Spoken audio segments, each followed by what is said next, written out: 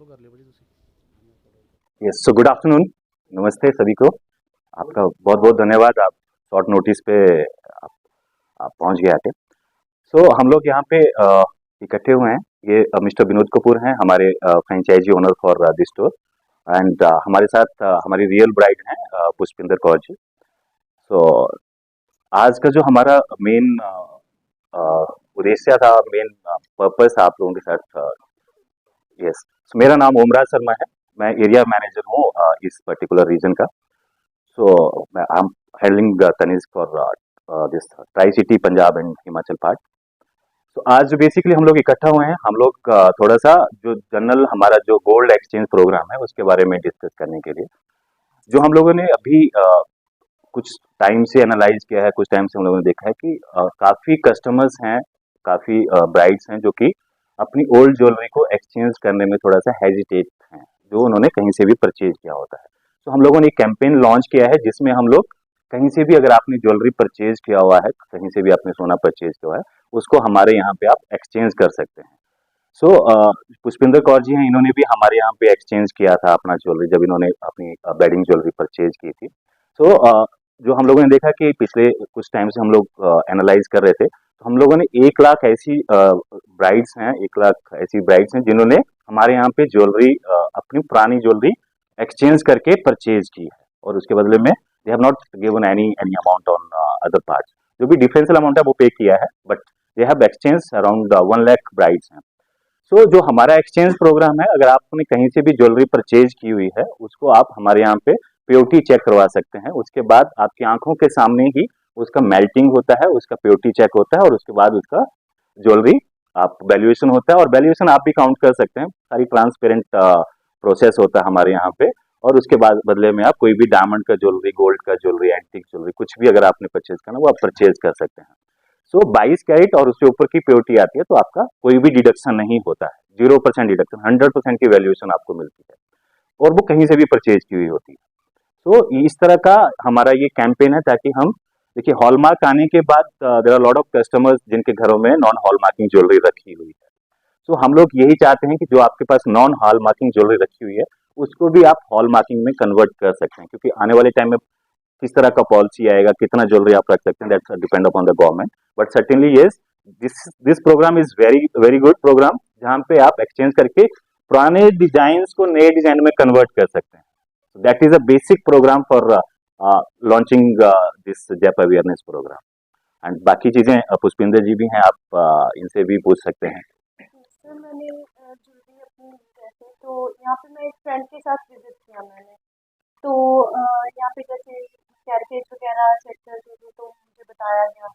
तो मेरी जो वेडिंग ज्वेलरी थी मैंने उसमें से एक बैंगल जैसे मैंने चेक करवाई, तो उसकी कैरेटेज जो है वो 22 बोल के दी गई थी हमें, बट उसकी कैरेटेज जो है वो 18 निकली।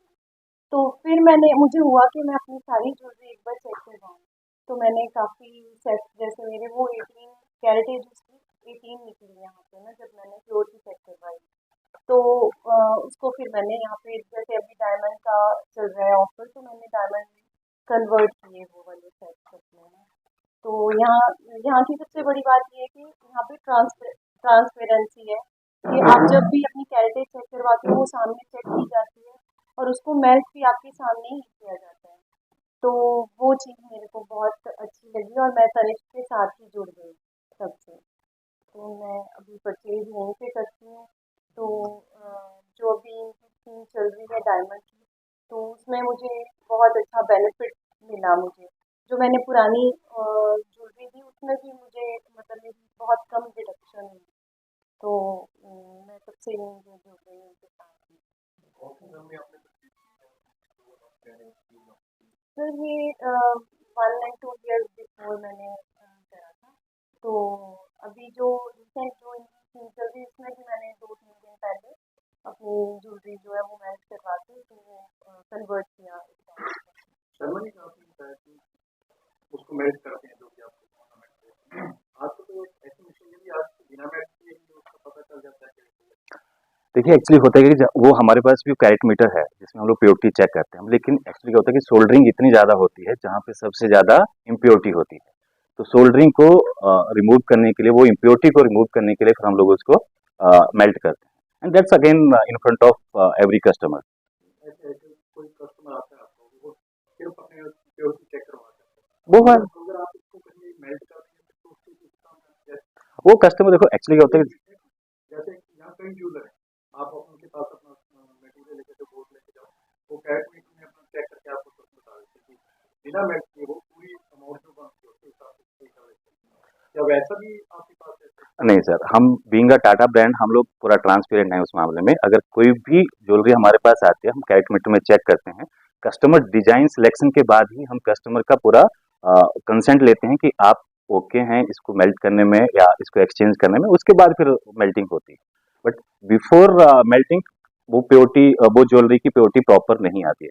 वो पहले होता था कि वो पत्थर पे घिस के आप प्योरिटी बता देते थे, बट अभी कैरेट मीटर भी क्या है, कैरेट मीटर एक एक्सरे मशीन है बेसिकली, ठीक है, वो आपको सिर्फ ये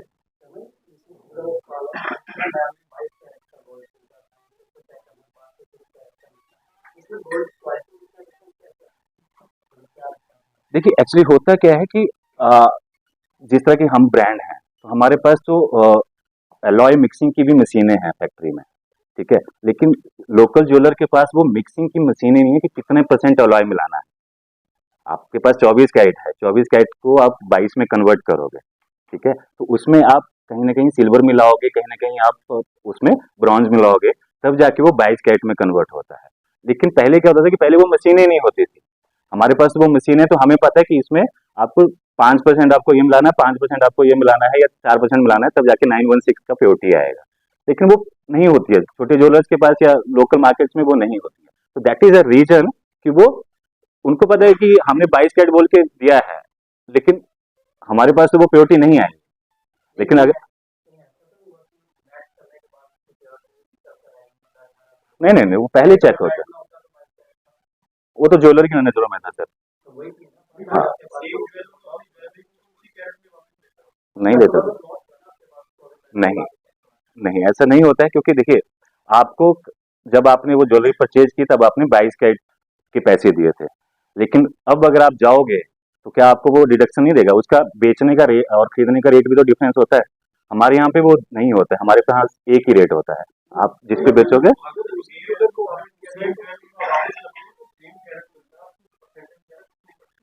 वो सर्टेन केसेस में, जैसे केडीएम की ज्वेलरी होती थी पहले, कुछ एक ज्वेलर से तो केडीएम का टांका लगाते थे, तो वो केडीएम बोल के उसको वापिस ले लेते, बट ऐसा कोई भी ज्वेलर नहीं है कि जो उतने उसको एज इट इज ले लेगा। आपकी शर्मा सिर्फ लेबर का है ना, अगर और मैंने ये एक यूजर से सामान लिया है, वो 916 है, तो अगर मैं उसको वापस करने जाऊंगा तो उसी रेट में रखेगा, मगर जो उसी का रेट होगा, मगर उसमें क्या होता है कि वो उस लेबर के आप काटेगा, अदरवाइज वो रेट वही देंगे तो कुछ एक केसेस में हो सकता है, बट हमारे पास हमारी जो अपनी जो पॉलिसी है, जो हम लोगों ने जो एनालाइज किया है उन चीज़ों को लेके, तो हम लोग तो यही कहते हैं कि हम जो आपको दे रहे हैं उसकी भी प्योरिटी चेक करवा के दे रहे हैं कि 22 कैरेट की प्योरिटी आ रही है, या हम जब आपसे वापिस लेंगे तब भी हम उसको बोलेंगे 22 कैरेट है, हम तो उसको एज इट इज ले लेंगे। लेकिन अगर आपका बाहर का ज्वेलरी है, अब ऐसे कई टाउन है जहाँ पे वो प्योरिटी 14 कैरेट ही निकलती है, मैं I will not take the name of those town, but हमने पंजाब में ही ऐसे टाउन की ज्वेलरी को बहुत ज्यादा एनालाइज किया है कि अगर उन टाउन से ज्वेलरी आती है तो वो 12 कैरेट भी निकलती है और 14 कैरेट भी निकलती है। तो मतलब मेल्ट करने के बाद ही निकलती है। पहले भी वैसे निकलती है सर, पहले भी वैसे ही। अगर हम पहले उसको चेक करते हैं, चेक करने के बाद वो उसकी इम्प्योरिटी दिख जाती है हम लोगों की, ये 16 कैरेट आई है, मेल्ट करने के बाद तो वो 12 कैरेट की आती है, तो हम उनको मना कर देते हैं कि अगर आपकी, हाँ, यस, हाँ, हाँ, तो हम उनको उन हाँ, उनको हम मना कर देते हैं कि अगर 16 कैरेट की आपकी प्योरिटी आई है तो मेल्ट करके वो 12 कैरेट की रह जाएगी, तो हम 12 कैरेट की ज्वेलरी वापस नहीं लेते हैं किसी भी ज्वेलरी की, ठीक है, तो हम 14 और उससे ऊपर की ही ज्वेलरी को ही वापस लेते हैं। तो हम उनको मना कर देते हैं कि सर आपका नहीं हो पाएगा, आप रहने दीजिए। सर मेरे साथ ऐसा ही हुआ था, जब मेरी कैरेटेज चेक हुई तो जिसमें जैसे कोई एक आधा टिक्का वगैरह था तो वो 14 का आ रहा था, तो इन्होंने मना कर दिया था कि लेस भी हो सकता है, तो हम इसका कुछ नहीं कर सकते। तो वो मैंने वहीं पे फिर उसको ना यहाँ पे, जी जी जी, नहीं सर वहाँ वापस नहीं किया, ये बेटर समझा कि मैंने ये देना नहीं है अब, क्योंकि उसकी कैरेटेज बहुत ही ज़्यादा कम रह जाती मैच, अगर मैच होता है तो तो वो पहले ही आपको सजेस्ट कर देते हैं कि आप ये मत करो, आपको नुकसान होगा इसका। तो इसलिए तो सर एक सवाल और है आपको, बताइए। 1 लाख प्राइस की आप बात करें तो जो आप लोगों ने किया तो गोल्ड की परसेंट इन तो क्वालिटी क्या है, कितना मतलब कितना माइनस में किया, या जो गोल्ड आपके पास आया उसमें क्वालिटी कितनी सही थी? देखिए अगर मैं बात करूँ तो हमारे पास, अगर इस स्टोर की बात करूँ तो हमारे पास एवरेज जो प्योरिटी आती है दैट्स अराउंड 19 कैरेट की आती है मोहाली में। हमारे पास ऐसे भी स्टोर है जहाँ पे एवरेज प्योरिटी 17 कैरेट की आती है, बट मैं मोहाली की बात करूँ तो 19 का एवरेज यहाँ पे आ रहा है। कुछ कंपेयर कीजिए, कोई लिमिटेड है प्राइस कब तक है? सर अभी तो हम लोगों का ये लिमिटेड है, हम लोग इसको 31 जनवरी तक लेके चल रहे हैं, बट जिस तरह का रिस्पांस आ रहा है तो हम लोग इसको एक्सटेंड भी कर सकते हैं further, because there are lot of customer जो जैसे एनआरआई कस्टमर्स हैं जो अभी नहीं आ पाए हैं या आ रहे हैं, तो there are lot of customer जो हमारे पास ऑलरेडी मेल्स आती हैं उनकी कि yes we are coming in end of this January या दिसंबर में आए, तो हम लोग वो according to the need of customers उसको कर सकते हैं। एक्चुअली लोगों ने पैसे वाला भी है, मिल सकता है कस्टमर चाहे तो गोल्ड नहीं, हाँ गोल्ड के बदले में गोल्ड ही मिलेगा। 18 कैरेट गोल्ड के बदले कितने कैरेट का डायमंड सर वो तो डायमंड के उसके मेरा तो नहीं कैसा नहीं, देखिए वो तो वैल्यूएशन के ऊपर डिपेंड करता है। कैसा मैंने इसी का वर्ड अगर टेंटेटिव अगर आप बात करोगे 18 कैरेट और कितने ग्राम का है वो, that depend upon the grammage also. देखो डायमंड का कैरेटेज तो देखो प्राइसिंग के ऊपर डिपेंड करता है। अगर आपका 18 कैरेट की ज्वेलरी है आपकी और वो 10 ग्राम की है, ठीक है, तो उसके बदले में आप क्या सिलेक्ट करते हो, ठीक है, तो वो डायमंड का प्राइस आपके प्रोडक्ट में कितना डायमंड लगा हुआ है वो उसके ऊपर डिपेंड करेगा कि 1 पीस लगा हुआ है, 2 पीस लगे हुए हैं, 4 पीस लगे हुए हैं, और वो कौन सी क्वालिटी के लगे हुए हैं, एसआई के हैं, बीएस के हैं, बीबीएस के हैं, तो that depend upon the quality of diamond also and the product also. जैसे कुछ पुरानी ज्वेलरी आपको देना सकते हैं उसके बाद वीडियो वगैरह भी that that is the purpose sir, वही तो पर्पज है ये। अगर आपके पास पुरानी ज्वेलरी रखी हुई है, क्योंकि आप अपने ज्वेलर के पास भी जाते हो, हमने ऐसे भी केसेस देखे हैं, कस्टमर्स लड़के भी आते हैं अपने ज्वेलर से क्योंकि वो मुकर जाते हैं कि हमारे लिए तो हमारी ज्वेलरी है ही नहीं। तो वही केस है कि अगर आपके पास वो पुरानी ज्वेलरी जिसका बिल भी नहीं है या आपके पास रखी हुई है, तो उसको हम मेल्ट तभी कस्टमर से कंसेंट लेके ही उसको मेल्ट करते हैं। जैसे एक ऑनलाइन बड़ा ब्रांड है गार्नेट, फिर वो डायमंड में डील करते हैं, ओके ये स्टार्टर था डायमंड 10,4,000 ओके, इतनी कम कीमत में हो गए तो वो डिपेंड करता है कि क्वालिटी क्या दे रहे हैं। Size and quality Yes. Size तो क्वालिटी तो डायमंड तो होगा ना, देखिए डायमंड में इतना वेरिएशन है ना, वैसे मेरे होगी गार्नेट डायमंड तो डायमंड में इतना वेरिएशन है ना सर, आप यू कांट इमेजिन, आप अपनी मतलब मेरे जैसा आदमी भी अपनी नेक डाई से आइडेंटिफाई नहीं कर सकता है कि उसमें इसका कौन सी क्वालिटी हो सकती है। तो इंडस्ट्रियल डायमंड से लेके आपका बीबीएस 1 आईएफ क्वालिटी तक चला जाता है, तो दैट्स बहुत वेरिएशन है उसमें। अब तो लैब ग्रोन डायमंड भी आ गया है जिसको हम आइडेंटिफाई नहीं कर सकते हैं, लेकिन हम उसको भी जेन्युइनली चेक कर सकते हैं क्योंकि हमारे पास एक टेस्टर है जो कि ओरिजिनलिटी ऑफ डायमंड की वो नेचुरल है या सिंथेटिक है, लैब ग्रोन है, वो चेक कर सकते हैं।